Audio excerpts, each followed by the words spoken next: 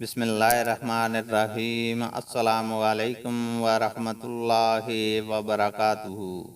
حدیث نبوی صلی اللہ علیہ وسلم ہے، محمد بن کثیر نے بیان کیا، کہا کہ ہم کو سفیان ثوری نے خبر دی، انہیں اعمش نے، انہیں ابراہیم نے، اور ان سے عبد الرحمن بن زید نے بیان کیا کہ عبداللہ رضی اللہ تعالیٰ عنہ نے وادی کے نشیب بطن وادی میں کھڑے ہو کر کنکری ماری، تو میں نے کہا اے ابو عبد الرحمن، کچھ لوگ تو وادی کے بالائی علاقہ سے کنکریاں مارتے ہیں۔